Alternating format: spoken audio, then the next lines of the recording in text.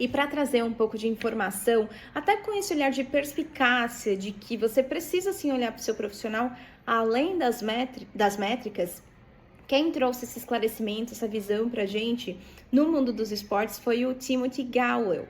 Ele é um ex-tenista profissional da Califórnia e olha só que interessante, ele treinava um time ali de profissionais, ele já era bem famoso, bem reconhecido, e ele percebeu que, mesmo tendo um time muito bom, muito forte, tinha alguns momentos que o time dele não rendia. Definitivamente não entregava, não conseguia atingir marcadores muito básicos, até de amadores. E ele começou a questionar um pouco desses profissionais do time dele.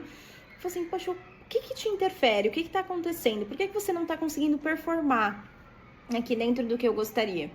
E ele acabou observando, através dessas conversas, que tinham fatores internos que afetavam substancialmente a performance de cada um deles. E aí ele pensou, tudo bem, então se não adianta só eu fazer aqui as minhas técnicas de comando e controle para eles performarem nessas entregas, eu preciso fazer uma capacitação que envolva a mentalidade deles, para que eles se sintam sem peso, para que o treino fique leve na medida do possível, divertido, para, de certa forma, dar uma mensagem para o cérebro de que não é extenuante, de que sim, eles conseguem fazer e que, enfim, traria a produtividade e a performance que ele esperava de novo para o time. E ele acabou estabelecendo uma técnica que ficou muito forte, muito reconhecida, e ele começou a espalhar, não fazer isso só com o time dele. Ele começou a levar isso para outros tenistas também, que já eram amadores, que estavam em começo ali de carreira, e ele começou a aplicar isso também em executivos. Então, outros profissionais saindo ali do mundo do tênis, e essa técnica dele ficou muito conhecida, na verdade foi uma técnica mega vencedora, que ele até levou para um livro. O livro eu tenho aqui. O nome do livro é The Inner Game of Tennis, que que ele traz uma mensagem muito legal. Ele fala assim, que em cada esforço humano há duas arenas de combate, a externa e a interna. Então, muito de tudo isso que a gente vê dessa nomenclatura de coaching pra cá, coach pra lá e por aí vai, tem a ver com um ex-tenista, né, que era um técnico, e traduzindo literalmente técnico é coach em inglês. E foi quando começou, de forma expressiva, um pouco do uso e aplicabilidade do coaching em si. E aqui eu trouxe também a definição que o Timothy colocava para coaching. Ele chamou o coaching de uma relação de parceria que libera o potencial das pessoas de forma a maximizar o desempenho delas. É ajudá-las a aprender ao invés de ensinar algo a elas. Então é literalmente é como se você acompanhasse a pessoa, deixando ela fortalecida para ela conseguir desenvolver e desempenhar a atividade que ela quisesse. E eu tinha zero conhecimento disso. Para mim, o coaching, como eu falei, era aquela visão mega superficial, tipo coaching dos fracassos ou coisas assim, né? Perceber o quanto a ignorância é perigosa, porque até então, se eu tivesse tido essa informação um pouco mais acurada sobre o coaching, e aí, lógico, né, responsabilidade total das fontes que a gente consulta, ou do que a gente simplesmente não consulta, mas coloca aquele jaleco de especialista e sai pelo mundo, né, esbravejando o que acredita e o que é e o que não é. Eu gosto de chamar que a pessoa se aprofunda só com manchete de Twitter, mas ok. Caso à parte. Então, nessa ignorância de não perceber efetivamente o que era o coaching e se era até uma coisa que poderia fazer sentido para mim, porque tem algum momento que a gente tá num estágio, tá num momento profissional que, cara, não sei, não tô conseguindo entregar mais, ou tô perdido na minha carreira, ou tá faltando alguma coisa, eu não tô conseguindo explorar o porquê. E eu fiz muito dessa jornada sozinha, batendo cabeça mesmo. Eu cheguei até um instante por conta de algumas leituras, eu comecei fazendo mais na linha do autoconhecimento, não especificamente do coaching, mas eu cheguei até o coaching, né? E a partir disso começou a fazer sentido para mim estudar um pouco mais o que era E eu me certifiquei, me profissionalizei mesmo, né, como coach, e vi o quanto é uma técnica, assim, é um conjunto, na verdade, de técnicas abrangentes que você consegue aplicar em muitos conceitos da sua vida, para sua carreira, né, o profissional, mas também para o pessoal. Então, eu acabei me especializando nessas duas frentes. E quando você se certifica, quando você começa a trabalhar, né, ali os estudos do coaching, a primeira regra é você aplicar isso em você. É você validar essas práticas em você. Então, toda ferramenta, tudo que eu acabo levando, seja aqui ou seja para as pessoas que eu atendo, foram coisas que eu apliquei para mim, que trouxeram respostas e resultados para minha vida. E por conta disso eu consigo, né, replicar e te ajudar nessa reflexão para expandir a sua consciência e você ficar mais em paz, tirar aquelas nuvens cinzas da sua mente mesmo, para conseguir entregar tudo aquilo que você realmente é capaz, né? E muitas vezes a gente se esquece por N motivos.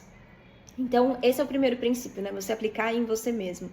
Depois que você aplica em você mesmo, tem um outro step, que é efetivamente você começar a fazer as sessões em outros profissionais. Eu também precisei fazer, você tinha uma carga ali extensa de pessoas para atender.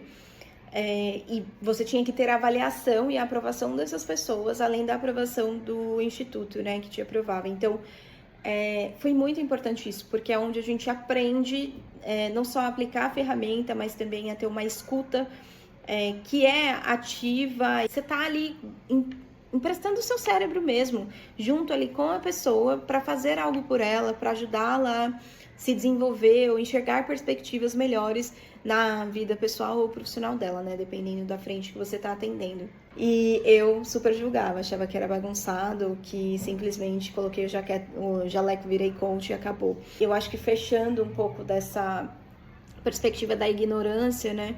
Além de eu não saber tudo isso, eu acabei chegando até o coaching porque eu cheguei num estágio profissional que eu estava com dúvidas, precisava de esclarecimentos ali, e eu era uma pessoa muito fechada, não tinha essa abertura ou não me sentia à vontade para conversar com ninguém sobre isso.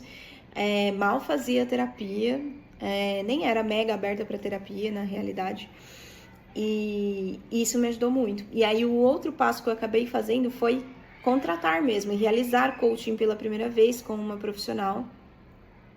E foi um momento bem delicado, assim, da minha carreira, que eu precisei fazer algumas escolhas, assim, importantes. Não foi essa escolha da última transição, né, que eu acabei indo para o empreendedorismo, mas foi uma outra também muito marcante, que me trouxe muitas verdades que eu não queria acessar.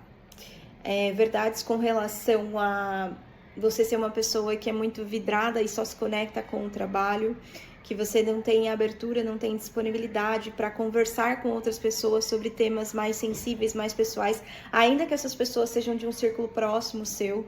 Então você concentra tudo em você, eventualmente até implode, né? Minha característica nunca foi, assim, de ser uma pessoa expansiva ou que, nossa, tô com muita raiva ou qualquer coisa assim, saio metralhando meio mundo. Não, eu sempre fui uma pessoa mais de implodir.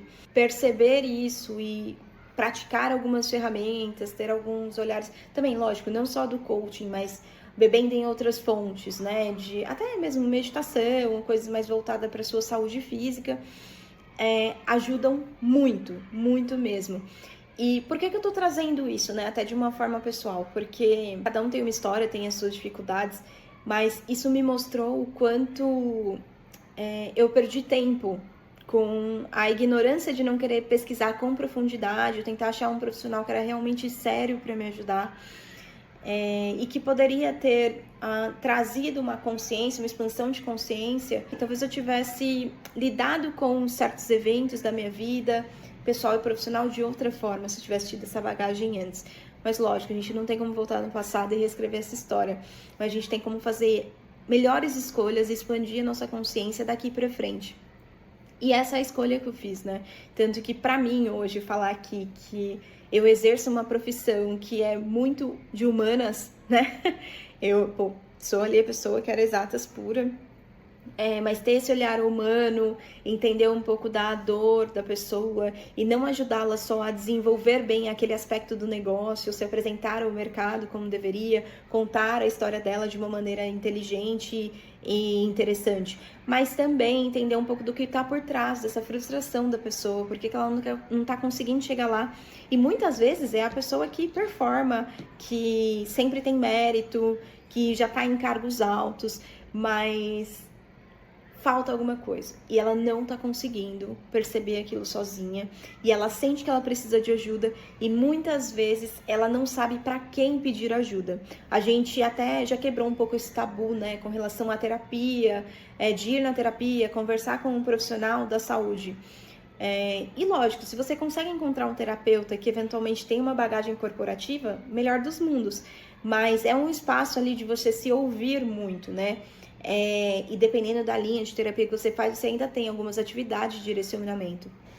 O que eu vejo no benefício de um profissional que executa coaching, né? Mas quando você consegue acessar alguém que consegue navegar tanto no eu entendo o que você está passando, porque eu já passei por isso, consigo te trazer aqui algumas questões, algumas reflexões que não vão afetar só o seu íntimo, mas também podem trazer um resultado, uma perspectiva direta para você como profissional, né? E aí se apresentando no contexto que você precisar. Então eu vejo esse como sendo um dos maiores benefícios do coaching.